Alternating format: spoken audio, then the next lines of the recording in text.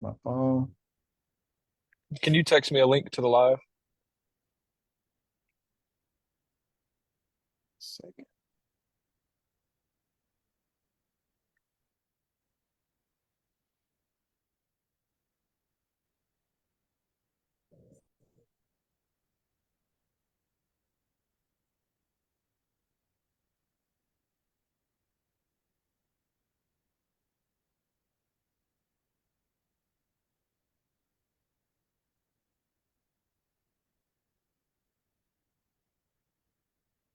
All right, I think we are live, Preston. Just sent you the Awesome. yeah. All right, cool. Well, I know we have a few new members. If you're not familiar, this is the Dispatch Masters Scaling Success in the Trucking Industry Facebook group. Welcome to another game-changing session with the Dispatch Master. So before we dive in, I want you to kind of take a moment, think about this. How many of you have woke up this morning feeling stuck, trapped in a cycle of low-paying loads, endless deadhead miles, a carrier that seems to be draining your bank account faster than you can feel it? Now imagine for a second, what if I told you that, by this time tomorrow, you could be on the path to better positioning on your trucking assets, securing, studying specialized loads, and actually looking forward to hitting the road each day. Sounds too good to be true, right? Well, that's exactly why I brought the man, the myth, the legend, Preston Bowers from Phoenix Trans on. He is still in the truck, still getting it in, you know, and Preston's not just another talking head. He's the guy who's helped countless drivers escape the clutches of predatory carriers and step into the world of lucrative military and FEMA contracts. We're talking about transforming lives here, folks. So in the next 30 to 45 minutes, Preston's going to pull back the curtain, show you exactly how his operation is averaging higher returns than the standard dry vans. And the best part, he's going to show you how you can do this too. So if you're ready to stop surviving, start thriving, in this industry, buckle up. This isn't just another live stream. This is your ticket to freedom on the open road. So, Preston, the stage is yours, man. For the people that have not heard of you, kind of give everyone like a introduction of, how you got started in trucking and how this thing came to come about. I really appreciate the introduction, and I'm really happy to be here as well. Any opportunity that I have to educate our community as truck drivers and trucking business owners and dispatchers is a great use of my time. And and I really got to say too, it's important for everybody to see what's behind the curtain and figure out the formula that they can use to reach success, because a disorganized trucking community is never going to be as successful as an organized trucking community, obviously. Now, we can't expect organization as an industry as a whole because there's too many individual companies, but everybody as their own company should tighten down and organize now and specialize so that they can ride through, this unpredictable economy, this potentially unstable market. And that's really what I'm here to focus on today is specializing. So I see all the time people talking about how they're not happy with the rate per mile.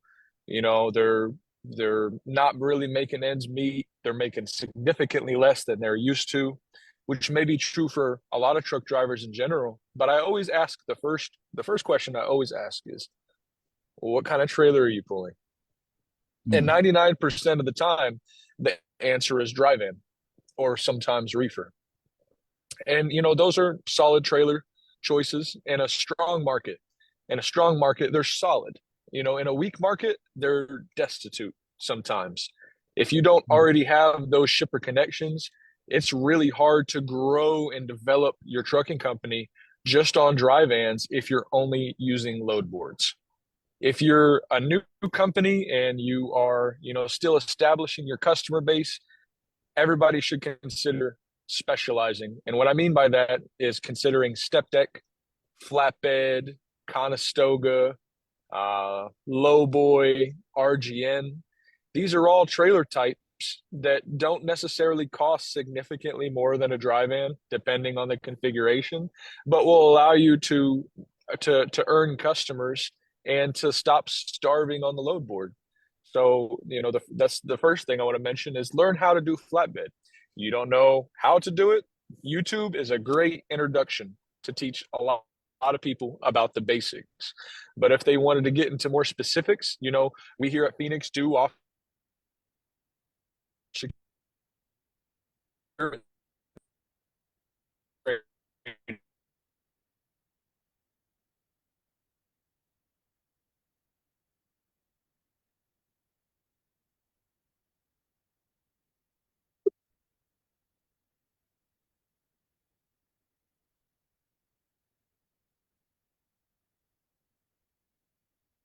I think you froze on us, Preston.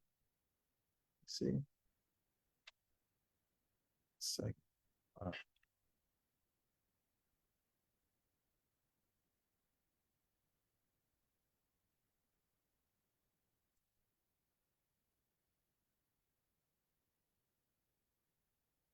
Okay, we lost Preston for a second. He'll hop back on, you guys. Let's see.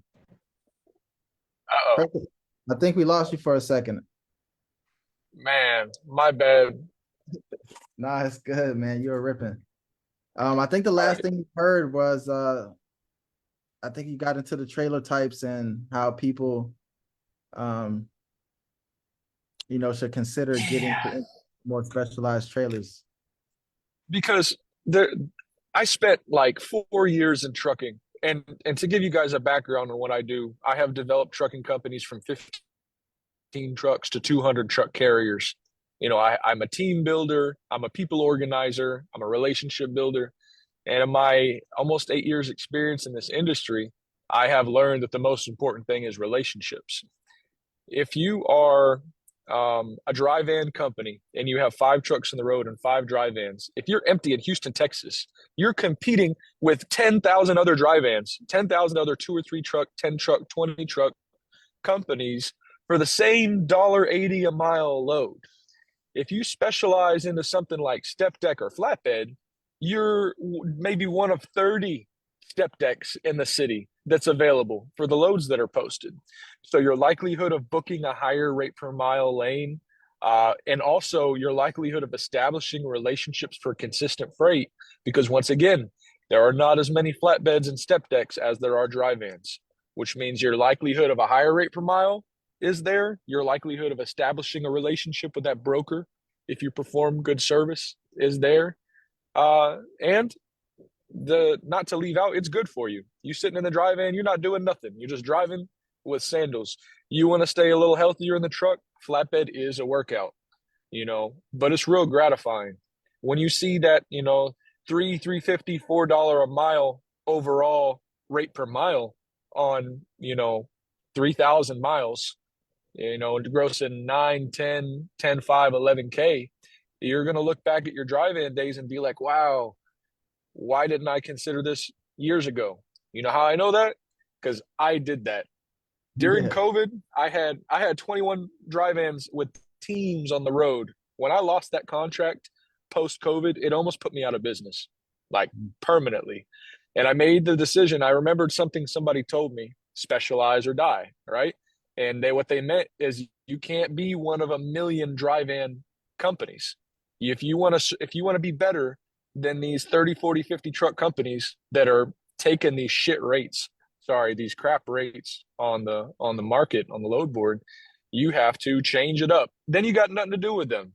Now you're in a small pond with bigger fish. It's less competition. You're treated with more respect. So the first thing that I tell anybody who's struggling with how to monetize their trucking company is specialize. It is not hard to get open deck trailers. There's plenty of freight. $10,000 gross on 3,000 miles is super attainable right now on an open deck. So, and you protect yourself from the drive-in market. Now you ask the next question is, okay, Preston, if I need to specialize and be on a step deck or a flatbed, how do I do that without getting screwed over? Which brings us to one of our big conversation points for today is, how to identify an ethical carrier, somewhere you can trust to take your business. And because we know if you're at a drive-in only company and you're not making any shit, you're not making any money, the statements are weird, they're treating you weird, it's a stressful thing to move to another authority. So what I want to go over is some, specific points on how to identify a good carrier for you to take your truck to as an owner operator, and how to look out for a carrier that is really going to take advantage of you. So when I'm recruiting or onboarding owner operators, the first question I always ask, and this tells me a lot about the status of the owner operator in his business development, is does he have his own registration? You know, a big red flag that I tell drivers about every day. When an owner operator comes to me and they don't have registration, that's not a problem. We have something called IRP where we can register the truck for you under, our authority. But the thing is, let's say you and me don't work out. You're the owner operator, I'm the company. You don't like me for whatever reason. You've paid this money for registration to me, but you don't get to take those plates. So if you have to go search for another company, you're doing it with no registration, and then you got to pay your registration all over again when you get there. So task number one, if you're an owner operator, I tell everybody this: get your own registration in your state. That way, if you have to make that move from the authority that you're leased onto to another, you do not have to leave your plates with that carrier. Your plates go with your truck. That will save you thousands of dollars and protect you from a malicious carrier that could provide you registration, and then you're stuck there. You leave, you lose that money, you lose your registration. The second thing that I would say to look for is everybody sees it. Everybody on this live stream sees it. Everybody in your group sees it. There are 1 million advertisements for trucking company jobs.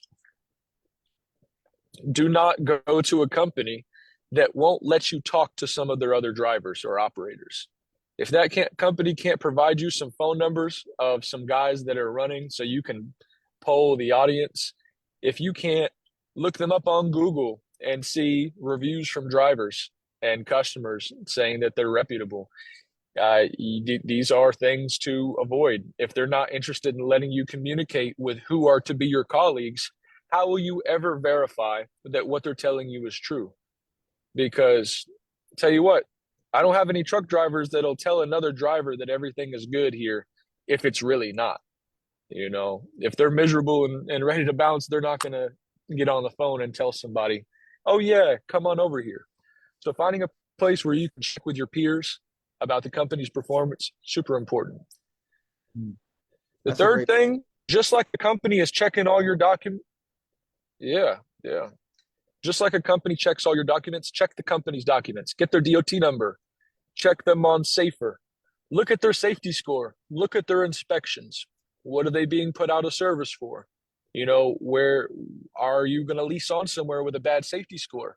And then you're pulled into every weigh station, and I think we can all agree that weigh stations are not good parts of our business. That's a risk. You could go somewhere that's on Inspect Now, where every weigh station will pull you in, check your documents, because they don't care about their safety. Check their documents, man. Check their Google reviews. Try to find drivers that work there. If you see one at a truck stop, go talk to them. You really got to do your research, because once you make that move, you're putting your whole financial situation at risk. You pull from a carrier, you're not making money.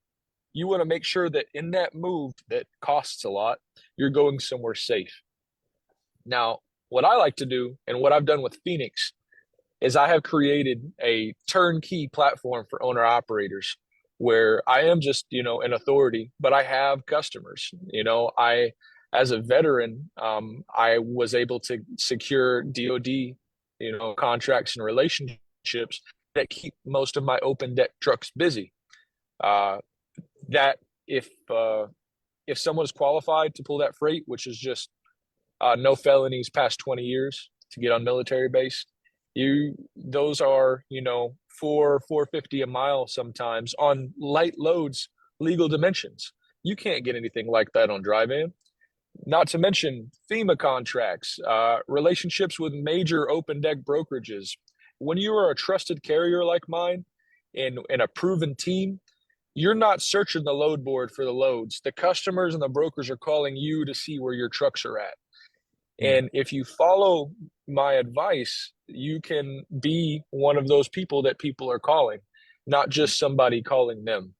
You have no buying power when you're an empty dry van in a city with 100 dry vans. But when you're a step deck or a flatbed, you are more respected. You get a better rate per mile. You get better loads. I provide that to owner operators. I provide the trailers, the fuel cards, IFTA, registration, everything that's needed. And you may be asking, like, hey, Mr. trucking company owner, why are you sitting in a truck right now? Well, one of the things about success is you have to go hard. I'm supporting an expanding trucking company right now. Every dollar counts. I'm doing my job while pulling my customers' freight. And also, this is a new customer that I've earned. I like them to see my face and see how serious we're going to take care of their freight. So I attribute me coming to the truck often as a huge success in my relationship building. Mm. So, I mean, I know that's a lot. It's a big mouthful, but overall, I'm saying if you're not making money on a dry van, learn how to do something else. If you are um, not doing good at your carrier, come to somebody like me or another reputable carrier. Find someone who's proven and held in high regard so that your move is smart and safe.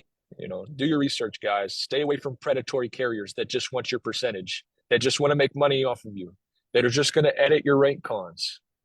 It's not all like that out there. There's people like me where you can really come and make some serious money safely. So that's what I do, man. I teach people how to do that. I help them build their business under my authority and give them all the tools that they need to be great. Because let's face it, we're all business owners here. The only way to be successful is to be more than mediocre. And here, that's what we build people out of. We take their trucking companies from mediocre with dry vans to specialized equipment hauling over dimensional freight for insane rates. Love So, that. Man, appreciate you just hopping on and sharing that. If you guys are tuned in, if you are owner operator, just put a 1 in the comment section. We'd love to know where you guys are hanging out at, where you tuning in from. I did want to ask you a question real quick though, Preston. I kind of wanted to hear a little bit about, what's the biggest misconception about military and FEMA loads that's kind of holding drivers back from such a lucrative opportunity? So first, I want to mention that Phoenix Trans, as my company, we're a felon-friendly company. If you're a felon, you can still be an owner-operator or a company driver here for me. However, there are some of my federal loads that do require clean backgrounds. However, if you have a felony, but you were since able to obtain your TWIC or hazmat, it is usually enough to get you a waiver to be able to get on base. So if you're worried about your ability to get on, if you were able to get TWIC or hazmat in general, that is a 99% assurance that you'd be able to get on the base for this freight. The great thing about military loads is the military works 7 days a week, 365 days. So they're usually flexible loading times, flexible receiving times, and they pay every time. They're the best customer. So there shouldn't be too much, and unless you have a criminal record and can't obtain hazmat or TWIC, you really don't have anything to worry about. It's no different than any other shipper or receiver. You show up, they do a light inspection on your truck, make sure you're not carrying any bombs onto the base, and then you go get loaded.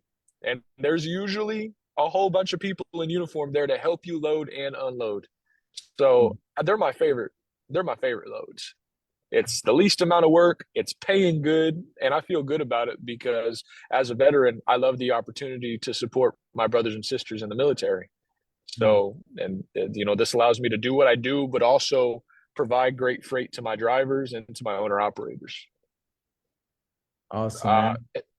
As far as FEMA loads go, you got to have a good dispatcher. Some dispatchers will see a good pay and rate, and they'll send you right into the shit area that a hurricane's about to hit, that there's no outbound freight from, and you could get stuck just because they get locked in on that rate. So I would say whenever doing any type of disaster relief, because I've been doing disaster relief as a carrier for 5 years.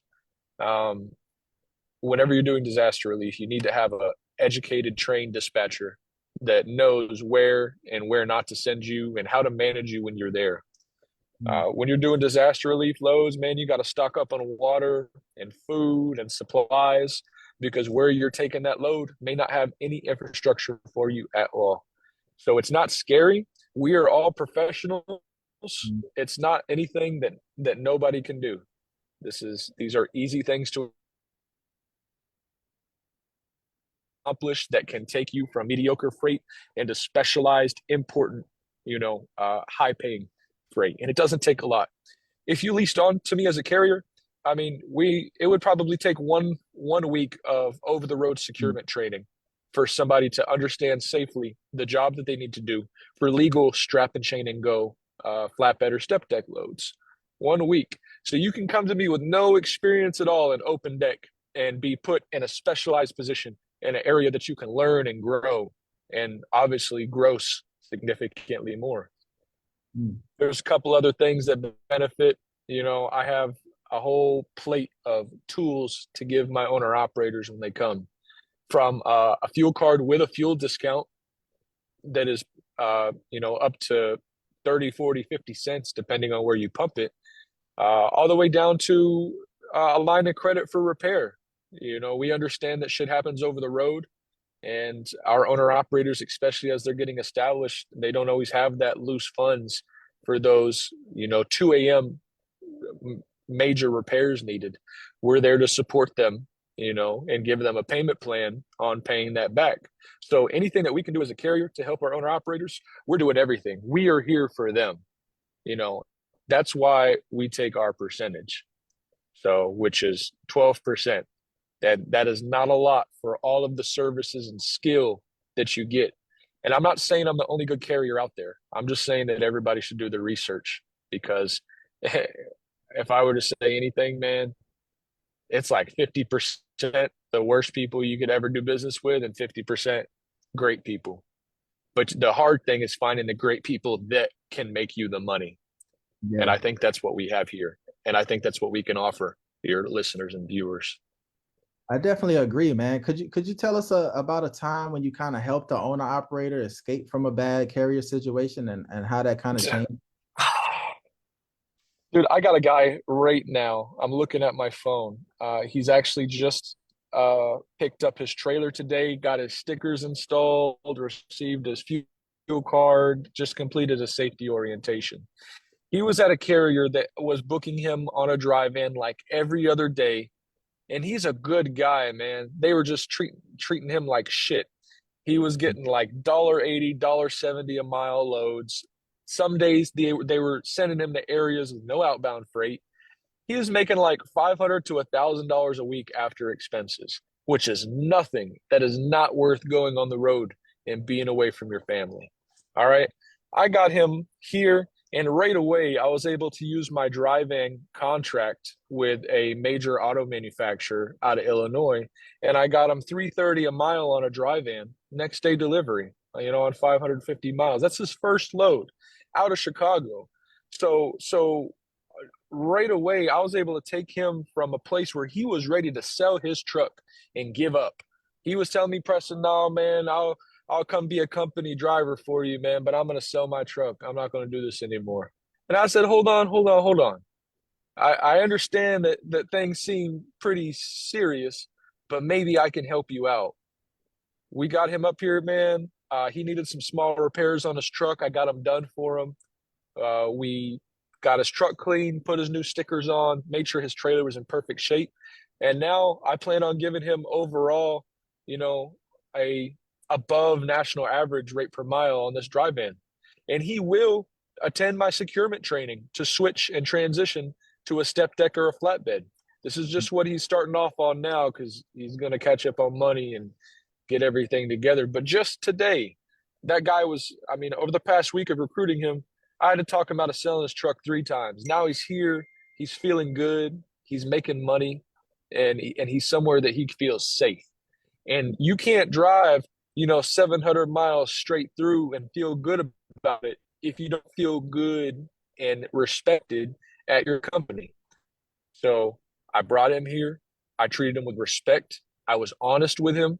I didn't give him any inflated, unrealistic numbers. I told him what he could really do with hard work. And he trusted me. And now I get to perform for him so he can provide better for his family. That's my goal. I want my owner operators to feel like they're doing a good job and feel like they're in the right spot in their lives. And if every single one of them doesn't feel like that, then I am doing something wrong, and I'm in this truck for the wrong reason. Yeah. Yeah, man. Yeah, I love to hear it, man. How do you kind of balance running a profitable business with still ensuring that your drivers are well taken care of? I know you do have a team, but was there ever like a tough decision you had to make? I mean, it's the owning an authority and being a carrier is like one of the most expensive and difficult things that you can do in trucking.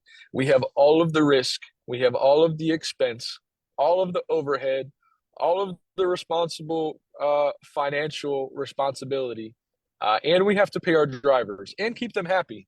And truck drivers, they come from all walks of life, and they all act all types of different ways. So you got to be a human resources specialist.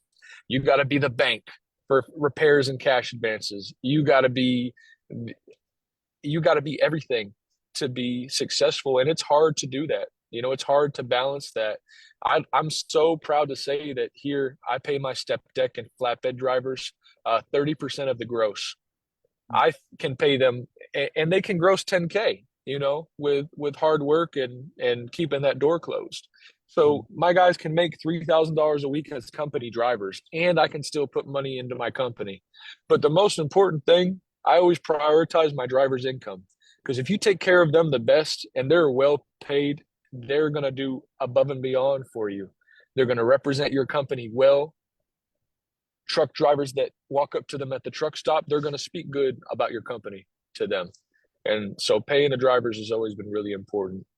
Balancing it, that's why we have such a good team to get that high rate per mile. That's why I'm here in the truck, to shake people's hands, to get that good rate per mile, to show them why we're worth these premium rates that we do charge and that we do get for our owner ops. So because I don't want to sacrifice quality, and I also don't want to sacrifice driver pay. How do you do that? Hard work. So no issues, man. Thank God we're able to pay all of our people on time, keep our business growing, and we do that by providing excellent service in what we do as a carrier. Well, cool, man. Just curious, if you could change like one thing about the trucking industry overnight, what would that be specifically and why? A lot of people say moderate the brokers and, check the brokers, but I got to say, as a carrier, the brokers are in business too.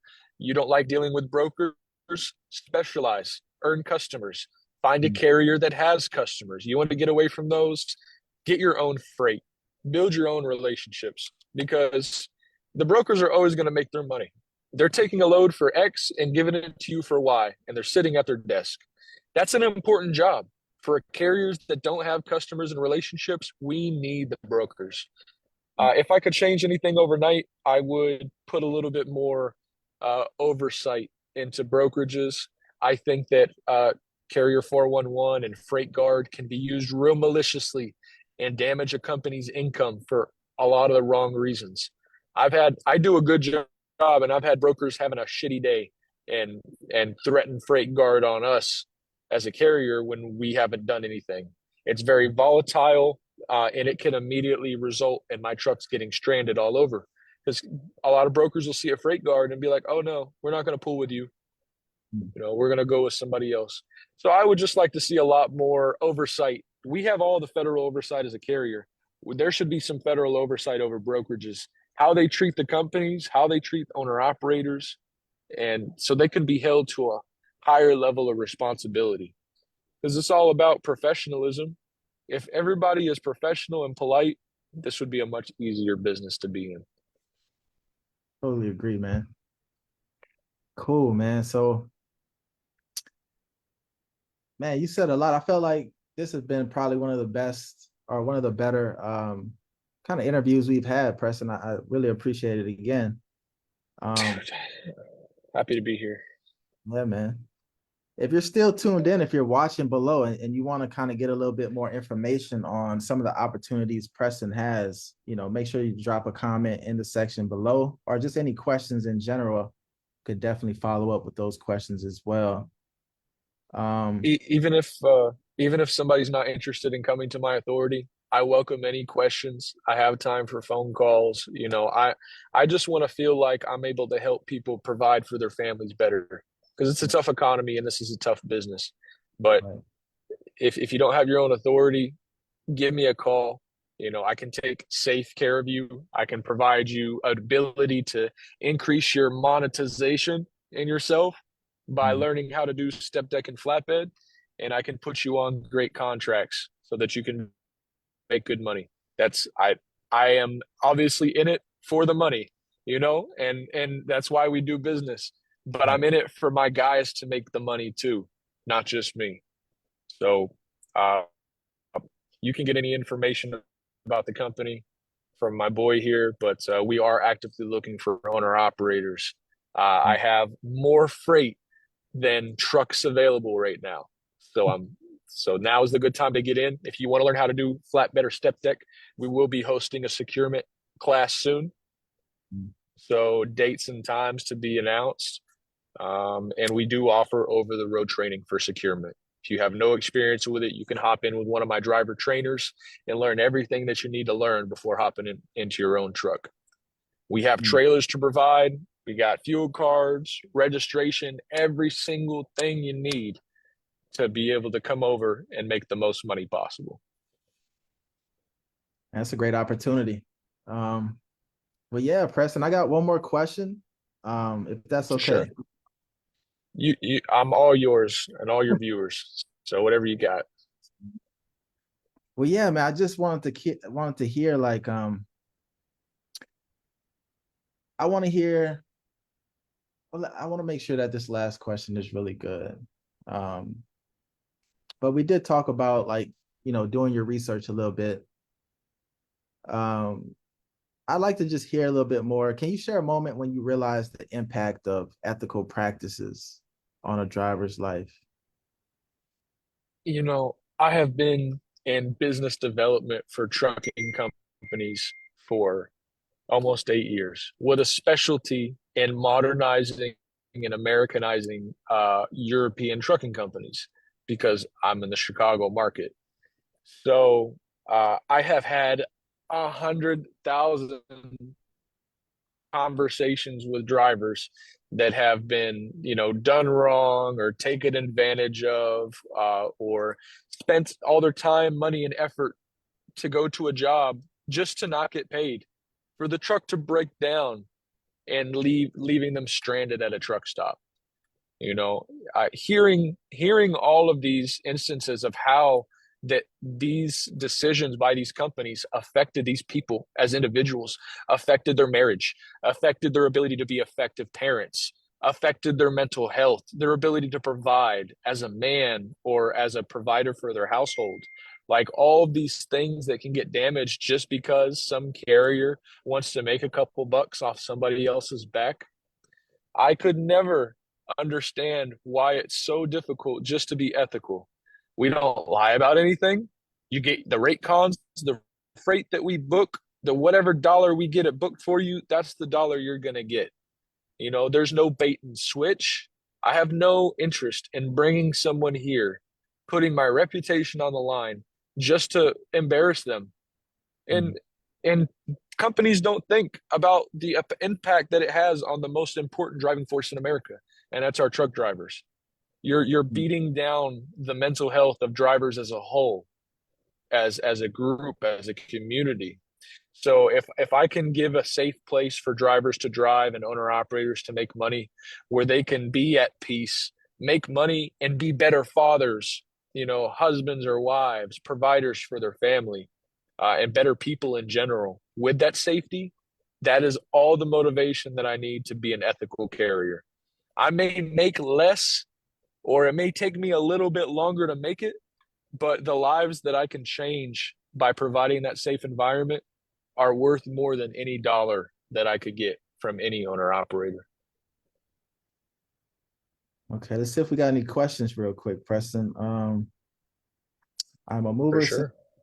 Livio says I'm a mover since 2001, have my authority and don't use it. Okay, give us a little bit more context, Livio. Would love to hear more about what you're working on.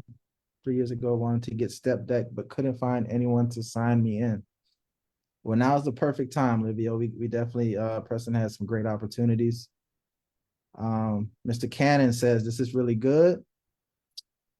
Patricia Elkins, how to find new drivers. And if you want to answer any of these, Preston, just stop me. Someone says I'm interested in linking. Recruiting is really important. Yeah, go ahead. I was just going to say recruiting is really important. If you're organic and you get on the phone with these drivers, if you're the truck owner and you let them know the opportunity and how important it is uh, for you and them to have a good relationship, I have found that I have more drivers than trucks. You know, if there's anything that I could do quicker, it's to get more trucks. Now, I don't want to grow too big, but how to get more drivers, get one or two that are really good, that know a bunch of people, treat them really right, and they will bring all their friends to come work with you too. That's been my experience every time. Every single one of my drivers has recommended other drivers or owner operators to me. Once they get here and they see that everything is true, how to get that first one, you can use recruiting companies, you can use agencies, you know, you can use a lot of resources to get those drivers. But just making some Facebook posts in the groups, like if you're trying to find a flatbed or a step deck driver, get in the flatbed forums, get in the flatbed, step deck, heavy haul Facebook groups, and make some posts. That's where you got all your pros that know how to do oversized and overdimensional work. That's where you find those guys. And to be honest, we're getting into the winter season. I'm very blessed and lucky to say I've got freight to keep my trucks busy. A lot of step deck and flatbed companies slow down. So there's going to be a lot more drivers looking for work in the next month. Great. Yeah. So social media is such a great tool for, pretty much networking, building relationships, building more connections, especially Facebook groups. Patricia says, thank you. So I'm pretty sure that was valuable for her. Let's see if we got another question. How do we contact Preston? Yeah, so yeah, go ahead, Preston. I was just going to say, I'm going to give you my work number. You can put it in the comments as well. That anybody I can't always answer it, but you can text me and we can set up phone calls at this number. So let's just get this real quick. And also we'll put we'll put my email in the comments. It's 502-209-8228. That's a Kentucky number. I can't always answer this phone number, but I will always text you back. So if you have any questions or want to know how to specialize, you can reach me at that number. If I'm busy, I can put you in contact with my employees in the recruiting department to get you information for onboarding as well. Just make sure you mention, if you reach out to me at this number, make sure you mention that you saw me on this live with my boy here, so that I know where I found you, and so that I can give him my appreciation and also make sure that I take the best care of you. Nice, Preston. Well, we're at about a little over time, but if you will have anything else that you want to share with the community, any last thoughts, something that you would have told yourself long ago, any words of wisdom? I would say that there's a lot of points in this business where you might feel like giving up. You get a day where you get two blowouts, and your oil pan's leaking, and the broker's blowing up your phone. You're running late for your delivery, and you're not making any money on the load to begin with, and you just feel like selling your truck and giving up. I just remember that the moment that you give up, You're okay with being average. And there are ways to be excellent. There are ways to make it through those tough times into success. And hopefully today you learn some of those things, or we can give you the tools that you need to reach that success. But don't give up just because it's a tough day today. Because if I did that, you wouldn't be talking to me, and I would have been out of business the second or third time that I failed at something. So Gotcha, man. Yeah, that's trucking is one of those industries, man. It's not the easiest thing, right? it's not. You got a bunch of hardworking people trapped in metal boxes away from their family and friends, Mm, and we they should be taken care of. You know, mm, they should be really treasured. They take care of your equipment, they take care of your customers, and they take care of their family. Those are all the reasons I need to be a good ethical carrier. And don't give any crappy carrier your business. If they do you wrong and they steal money from you or disrespect you or act like you owe them something, take your business somewhere else. There is someone that will be more appreciative out there. There's a carrier like me that'd be honored to help you provide for your family and not just look at you as a deposit. So thanks, yeah, we man. I, got a lot of thank yous in here, so I think this definitely making an impact, Preston. It's definitely a treat and a pleasure to have you on. Um, Anytime, man. yeah, so I'm pretty sure we'll have you on again. I think it's something to talk about. I know we got a lot of ideas we can come up with, but again, it was a pleasure. And if anything comes up, keep me posted. Absolutely. And there's a lot of subjects that we can touch on in the future, but the first step, we can just call this video step one. The first step is to lift yourself up from that bad situation you're in and find prosperity for your business. Mm, If you're an owner operator, that means finding a good carrier. Call us, call me. We can make you money. We can get you out of whatever game given up situation you think you might be in. mm. So there is money to be made in this industry. You can still do good and be happy every week doing your job. So thanks for having me, man. Thanks for letting me speak to your people, and I look forward to doing it again. Yes, sir.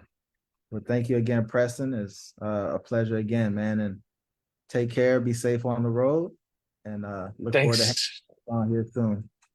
All right, guys. Appreciate it. Thanks, everybody. Thanks for having me. Okay.